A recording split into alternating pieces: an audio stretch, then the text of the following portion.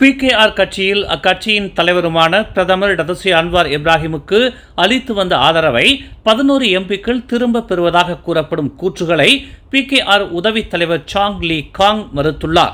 வாட்ஸ்அப்பில் பரவி வரும் ஒரு குறும் செய்திக்கு பதிலளித்த அவர் இந்த கூற்று முட்டாள்தனமானது என்று தெரிவித்துள்ளார். ஜனநாயகத்தின் உணர்வை நிலைநிறுத்த ரவிசி ரம்லி மற்றும் நிக் நஸ்மி நிக் அமாட் ஆகியோர் தங்கள் அமைச்சரவை பதவிகளில் இருந்து ராஜினாமா செய்தனர். இவ்விவகாரத்தை பயன்படுத்தி மற்ற கட்சிகள் குழப்பமான நீரில் மீன்பிடிக்க தேவையில்லை என்று அவர் ஒரு முகநூல் பதிவில் தெரிவித்துள்ளார். சமீபத்தில் முடிவடைந்த PKR மத்திய தலைமை தேர்தலில் ரவிசியின் வேட்பாளராக இருந்த சாங் உட்பட 11 எம்பிக்கள் அன்வாரை பிரதமராக ஆதரிப்பதற்கான ஆதரவை வாபஸ் பெற்றதாக அந்த வைரல் செய்தி தெரிவிக்கிறது.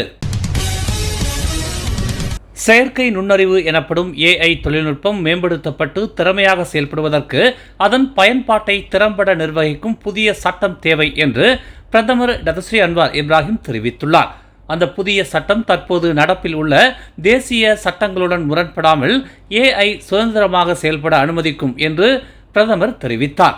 நாட்டின் இறையாண்மையை நிலைநிறுத்த தேசிய சட்டங்கள் வடிவமைக்கப்பட்டுள்ளன.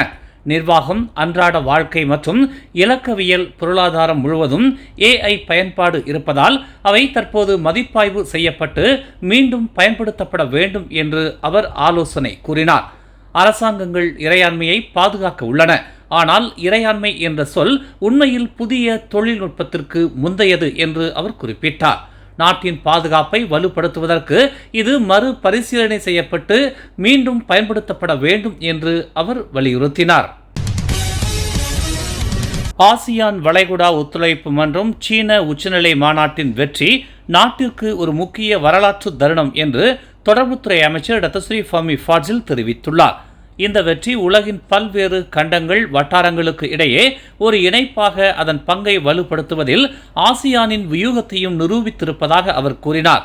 பொதுமக்களும் அனைத்துலக ஊடகங்களும் இந்த உச்சநிலை மாநாட்டை வெற்றிகரமாக கருதுகின்றனவா என்பதை தாங்கள் பொதுவாக பார்ப்பதாக தெரிவித்த அவர், ஆசியான் இன்னும் மிகவும் வியூக பங்கை வகிக்கிறது என்பதை காட்டும் பொருளாதார வல்லுநர்கள் உட்பட பல அறிக்கைகளை தாம் பரிசீலித்ததாக அவர் கூறினார்.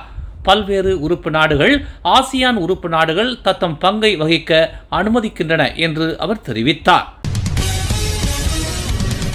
போதைப் பொருள் கலந்த மின் சிகரெட்டுகளை பள்ளி குழந்தைகளுக்கு விநியோகித்த குற்றத்திற்காக மலாக்காவில் சிங்கப்பூர் ஆடவர் ஒருவரும் அவரது மலேசிய மனைவியும் கைது செய்யப்பட்டுள்ளனர். ஜோசின் பெஸ்தாரி எனும் இடத்தில் கைதான அந்த 41 வயது ஆடவர் 3 மாதங்களுக்கு முன்னர் 38 வயது மாதை திருமணம் செய்ததாக மலாக்கா காவல்துறை தலைமை அதிகாரி துல்கைரி முக்தார் தெரிவித்தார். வாடகை வீட்டில் தங்கியிருந்த அந்த தம்பதியை கடந்த திங்கட்கிழமை ஜோசின் வட்டார போதைப்பொருள் ஒழிப்பு பிரிவு புலன் விசாரணை அதிகாரிகள் கைது செய்ததாக அவர் கூறினார். கடந்த 3 மாதங்களாக மாநிலத்தின் பல்வேறு பகுதிகளில் அந்த தம்பதியர் மின் சிகரெட் திரவம், போதை மாத்திரைகள், போதைப் பொருள் தூள் ஆகியவற்றை விநியோகித்து வந்ததாக அவர் நேற்று செய்தியாளர்கள் மத்தியில் தெரிவித்தார்.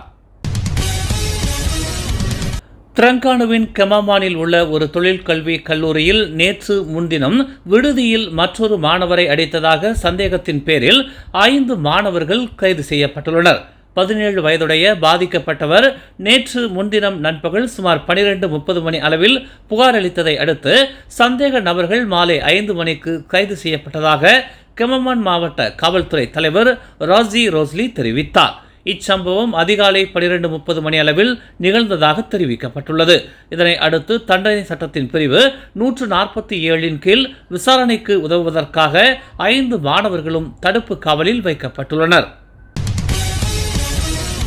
பிரதமர் Datuk Seri Anwar Ibrahim, Datuk Seri Rafizi Ramli மற்றும் நிக் நஸ்மி நிக் அமாட் ஆகிய 2 அமைச்சர்களின் விடுப்பு விண்ணப்பங்களை அங்கீகரித்துள்ளார். ஆனால் அமைச்சரவையில் இருந்து அவர்கள் ராஜினாமா செய்வது குறித்து இன்னும் முடிவு செய்யப்படவில்லை என்று பிரதமர் துறை அலுவலகம் தெரிவித்துள்ளது. பொருளாதார அமைச்சர் ரவிசி ரம்லி மற்றும் இயற்கை வளம் மற்றும் சுற்றுச்சூழல் நிலைத்தன்மை அமைச்சர் நிக் நஸ்மி ஆகியோர் முறையே ஜூன் 17 மற்றும் ஜூலை 4ஆம் தேதிகளில் அமலுக்கு வரும் வகையில் தங்கள் விடுப்பு விண்ணப்பங்களையும் ராஜினாமாக்களையும் சமர்ப்பித்துள்ளனர். இந்த விஷயங்களை மதிப்பாய்வு செய்த பிறகு இரு அமைச்சர்களின் விடுப்பு விண்ணப்பங்களையும் அங்கீகரிக்க அன்வார் ஒப்புக்கொண்டதாக பிரதமர் அலுவலகம் நேற்று இரவு ஒரு அறிக்கையில் தெரிவித்துள்ளது. மேலும் ஏதேனும் முடிவுகள் பிரதமரால் பின்னர் அறிவிக்கப்படும் என்று அது கூறியது. மேலும் செய்திகளை தெரிந்து கொள்ள தமிழ் மலர் நாளிதழை பாருங்கள்.